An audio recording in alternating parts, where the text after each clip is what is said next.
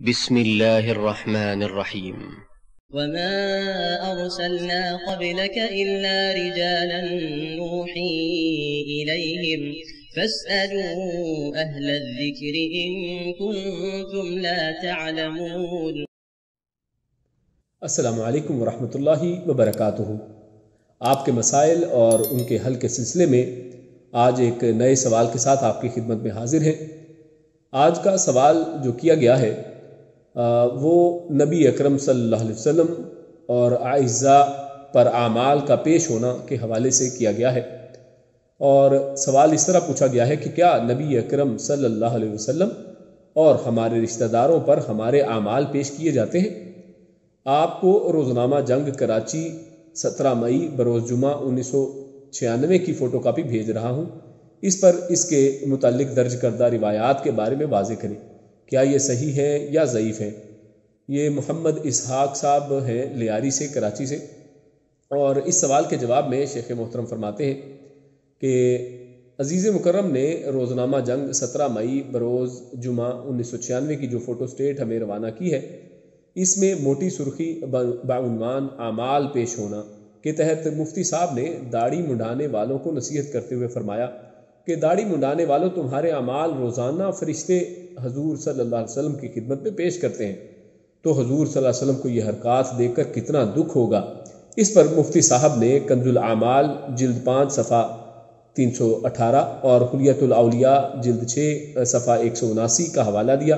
پھر مزید عزیز و اقارب کے سامنے اعمال پیش کرنے کی دلیل کے طور پر مسند احمد کی جلد 3 165 اور مجموع الزوائد جلد 2 228 کا حوالہ ذکر کیا ہے۔ یہ بات درست ہے کہ داڑھی منڈانا دین اسلام میں حرام ہے۔ اللہ تعالیٰ اور اس کے رسول صلی اللہ علیہ وسلم کی مخالفت اور عذاب علیم کو دعوت دینا ہے، لیکن اس ضمن میں اعمال پیش ہونے کے متعلق جو روایات پیش کی گئی ہیں وہ درست نہیں ہے۔ اللہ تعالیٰ نے قرآن مجید میں ارشاد فرمایا کہ یعلم ما بین ایدیہم وما خلفہم والی اللہ ترجع الامور، کہ اللہ تعالیٰ جو کچھ ان کے سامنے ہے اسے بھی جانتا ہے، اور جو کچھ ان سے اوجل ہے اس سے بھی واقف ہے، اور سارے معاملات اسی کی طرف رجوع ہوتے ہیں، اسی کی طرف پیش کیے جاتے ہیں۔ یعنی کائنات میں کسی چھوٹے یا بڑے معاملے کا جو مرجع ہے اللہ تعالیٰ ہے، کوئی دوسرا شخص ایسا نہیں ہے۔ اس مضمون کو اللہ تعالیٰ نے سورۃ البقرہ آیت نمبر 210، سورہ آل عمران آیت نمبر 109، سورہ حدید آیت نمبر 5 وغیرہ میں بھی بیان کیا ہے، اور صحیح مسلم کتاب البر والصلہ باب النہی علی الشحناء والتحاجر کے تحت سیدنا ابو ہریرہ رضی اللہ تعالی عنہ سے مروی ہے کہ رسول اللہ صلی اللہ علیہ وسلم نے ارشاد فرمایا، ہر جمعرات اور سوموار کو تمام اعمال پیش کیے جاتے ہیں، تو اس دن اللہ تعالیٰ ہر اس آدمی کو بخش دیتا ہے جو اللہ تعالیٰ کے ساتھ شرک نہیں کرتا، سوائے اس آدمی کے جس کے درمیان اور اس کے بھائی کے درمیان عداوت ہو، دشمنی ہو۔ کہا جاتا ہے ان دونوں کو چھوڑ دیجئے یہاں تک کہ صلح کر لیں۔ اور اسی طرح سنن نسائی، ابو داود اور صحیح ابن خزیمہ میں حدیث ہے کہ اسامہ بن زید رضی اللہ تعالیٰ عنہ نے کہا کہ یا رسول اللہ صلی اللہ علیہ وسلم، شعبان کے مہینے میں جس قدر آپ صلی اللہ علیہ وسلم روزے رکھتے ہیں، میں نے آپ صلی اللہ علیہ وسلم کو اس قدر کسی دوسرے مہینے میں روزے رکھتے ہوئے نہیں دیکھا ہے۔ آپ نے فرمایا کہ یہ رجب اور رمضان کے درمیان ایسا مہینہ ہے جس سے لوگ غافل ہیں، یہ ایسا مہینہ ہے جس میں رب العالمین کی طرف اعمال کو اٹھایا جاتا ہے۔ میں اس بات کو پسند کرتا ہوں کہ میرا عمل اس حالت میں اٹھایا جائے کہ میں روزے دار ہوں۔ اور اسی طرح ایک حدیث میں آتا ہے کہ آپ صلی اللہ علیہ وسلم سوموار اور جمعرات کو روزہ رکھتے تھے۔ آپ صلی اللہ علیہ وسلم نے فرمایا کہ اس دن اللہ کے ہاں اعمال پیش کیے جاتے ہیں، میں پسند کرتا ہوں کہ میرا عمل پیش ہو تو میں روزے کی حالت میں ہوں۔ اور صحیح ہے، یعنی بخاری اور مسلم کی ایک حدیث میں ہے کہ آپ صلی اللہ علیہ وسلم نے ارشاد فرمایا کہ رات کا عمل دن کے عمل سے پہلے اٹھایا جاتا ہے، اور دن کا عمل رات کے عمل سے پہلے۔ ان تمام احادیث میں تطبیق دیتے ہوئے محدث مولانا عبد الرحمن مبارک پوری تحفۃ الاحفظی میں جلد 2 55 پر رقم تراز ہے، وہ کہتے ہیں کہ سوموار اور جمعرات کو اعمال کا پیش کیا جانا نبی اکرم صلی اللہ علیہ وسلم کے اس حکم کے منافی نہیں ہے جس میں ہے کہ رات کا عمل دن سے قبل اور دن کا عمل رات سے قبل اٹھایا جاتا ہے، اس لیے کہ رفع یعنی اٹھانے اور عرض یعنی پیش کیے جانے میں فرق ہے، اس لیے کہ پورے ہفتے میں اعمال جمع کیے جاتے ہیں اور ان دونوں یعنی سوموار اور جمعرات میں پیش کیے جاتے ہیں۔ صحیح مسلم کی حدیث میں ہے کہ ہر جمعے میں 2 مرتبہ سوموار اور جمعرات کو اعمال اللہ کے ہاں پیش کیے جاتے ہیں۔ اللہ تعالیٰ ہر مومن کو بخش دیتا ہے سوائے ان 2 آدمیوں کے جن کی آپس میں عداوت ہو۔ کہا جاتا ہے کہ ان دونوں کو مؤخر کر دو یہاں تک کہ وہ آپس میں صلح کر لیں۔ حافظ ابن حجر عسقلانی رحمہ اللہ نے فرمایا ہے کہ یہ احادیث اس حدیث کے بھی مخالف نہیں جس میں ہے کہ اعمال شعبان کے مہینے میں اٹھائے جاتے ہیں، اور میں اس بات کو پسند کرتا ہوں کہ میرا عمل روزے کی حالت میں اٹھایا جائے، اس لیے کہ جائز ہے کہ ہفتے کے اعمال تفصیلاً اٹھائے جاتے ہوں اور سال کے اعمال اجمالی طور پر شعبان میں اٹھائے جاتے ہوں۔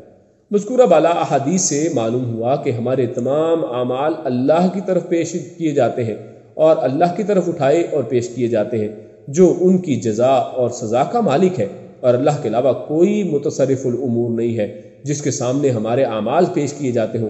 مسند احمد جلد 3 165 کے حوالے سے جو روایت پیش کی گئی ہے، نبی اکرم صلی اللہ علیہ وسلم نے ارشاد فرمایا کہ تمہارے اعمال تمہارے عزیز و اقارب میں سے مرنے والوں پر پیش کیے جاتے ہیں، اگر اعمال بہتر ہوں تو وہ خوش ہوتے ہیں، اور اگر بہتر نہ ہوں تو وہ کہتے ہیں کہ اے اللہ تو ان کو اتنی دیر تک موت نہ دے جب تک انہیں ہماری طرف ہماری طرح ہدایت نہ دے دے۔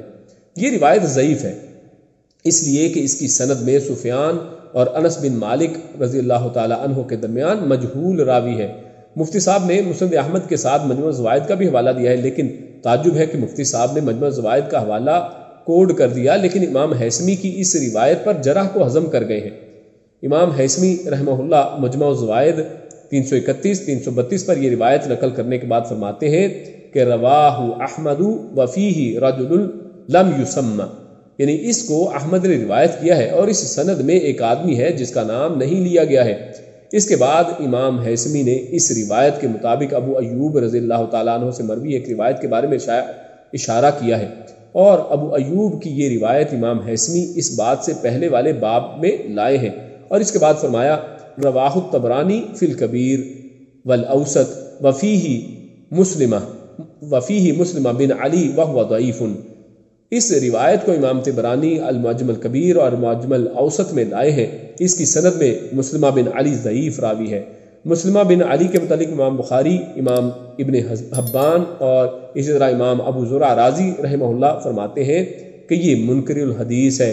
امام ذہبی رحمہ اللہ میزان الاعتدال صفحہ 6 اور جلد 1 پر راقم ہے، وہ کہتے ہیں کہ ہر وہ شخص جس کے بارے میں یہ کہوں کہ یہ منکر الحدیث ہے، اس سے روایت بیان کرنا حلال نہیں ہے۔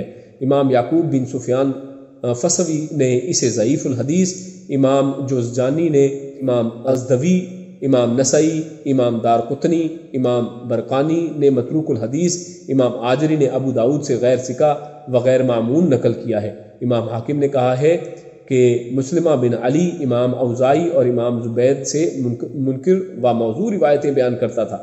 تہذیب التہذیب جلد 5 439 440 اور حدیث نمبر 7758، لہٰذا یہ روایت بھی انتہائی کمزور ہے۔ حلیۃ الاولیاء جلد 6 79 اور کنز الاعمال جلد 5 318 پر مروی روایت کے جس میں کہا گیا ہے کہ سیدنا انس رضی اللہ تعالیٰ عنہ سے مروی ہے کہ آپ صلی اللہ علیہ وسلم نے فرمایا کہ ہر جمعے کو مجھ پر میری امت کے اعمال پیش کیے جاتے ہیں، زنا کرنے والے پر اللہ تعالیٰ کا غضب بہت سخت ہوتا ہے۔ یہ روایت بھی انتہائی ضعیف ہے۔ اس کی سند میں 2 راوی مجروح ہیں۔ احمد بن عیسیٰ بن ماہان الرازی یہ سیدنا علی کی فضیلت میں جھوٹی روایتیں بیان کیا کرتا تھا اور عجیب و غریب روایات کو نقل کرتا تھا۔ محدثین نے اس پر کلام کیا ہے۔ ملاحظہ ہو میزان الاعتدال جلد 1 138 اور لسان المیزان جلد 1 244۔ اس روایت کا دوسرا راوی عباد بن کثیر بصری بھی متکلم فی ہے، ملاحظہ کیجیے تہذیب التہذیب وغیرہ، لہذا یہ روایت بھی قابل حجت نہیں ہے۔ اسی مضمون کی 2 اور روایتیں سیدنا انس رضی اللہ تعالیٰ عنہ سے منسوب ہیں۔ ایک روایت کو امام ابن عدی نے جلد 2 صفحہ 124 پر نقل کیا ہے اور اس کی سند میں فراش بن عبداللہ ساقط الاعتبار ہے، اور دوسری روایت میں محمد بن عبد الملک بن زیاد ابو سلمہ انصاری ہے جو من گھڑت اور جھوٹی روایتیں بیان کرتا ہے، جسے امام ابن ظاہر نے کذاب کہا ہے۔ تفصیل کے لیے ملاحظہ ہو سلسلۃ الاحادیث الضعیفہ للالبانی۔ لہٰذا یہ روزنامہ جنگ کے مفتی صاحب کی بیان کردہ روایات ضعیف اور ناقابل حجت ہیں۔ جن سے استدلال کرنا کسی طرح بھی اہل علم کے لیے روا نہیں ہے، جبکہ قرآن مجید اور حدیث صحیحہ مرفوعہ سے یہ بات بالیقین درست ہے کہ تمام اعمال کا مرجع اللہ تعالیٰ کی طرف ہے، جو متصرف الامور جزا و سزا کا مالک ہے۔ اس کے علاوہ کوئی ہستی اسباب عالم سے بالا تر ہو کر متصرف الامور نہیں ہے۔ اللہ تعالیٰ کے علاوہ کسی اور کو متصرف الامور سمجھنا اور اعمال کو اس کی طرف لوٹانے کا عقیدہ رکھنا قطعاً غلط ہے اور بالکل باطل ہے۔ نبی اکرم صلی اللہ علیہ وسلم کی زندگی میں کئی ایک ایسے واقعات ہوئے ہیں جو آپ صلی اللہ علیہ وسلم سے اوجھل رہے اور وہ اعمال آپ صلی اللہ علیہ وسلم کے سامنے پیش نہیں کیے گئے، جیسا کہ صحیح حدیث میں وارد ہے کہ آپ صلی اللہ علیہ وسلم کو مسجد کا ایک خادم یا خادمہ تھا جو وہاں صفائی کا انتظام سر انجام دیتا تھا۔ جب وہ فوت ہوا تو آپ صلی اللہ علیہ وسلم کو بغیر اطلاع کیے اسے دفنا دیا گیا۔ چند روز بعد آپ صلی اللہ علیہ وسلم نے اس کے متعلق دریافت کیا۔ آپ صلی اللہ علیہ وسلم کو بتایا گیا کہ وہ تو فوت ہو گیا ہے۔ آپ صلی اللہ علیہ وسلم نے ارشاد فرمایا، تم نے مجھے اس کی اطلاع کیوں نہیں دی؟ مجھے اس کی قبر پر رہنمائی کرو۔ یہ مشکات میں حدیث موجود ہے اور اس حدیث صحیح سے معلوم ہوا کہ یہ سارا عمل رسول اللہ صلی اللہ علیہ وسلم کی ذات گرامی پر مخفی رہا۔ اگر آپ صلی اللہ علیہ وسلم پر اعمال امت کو پیش کرنے والی بات درست ہوتی تو یہ معاملہ آپ صلی اللہ علیہ وسلم پر کبھی بھی مخفی نہ رہتا۔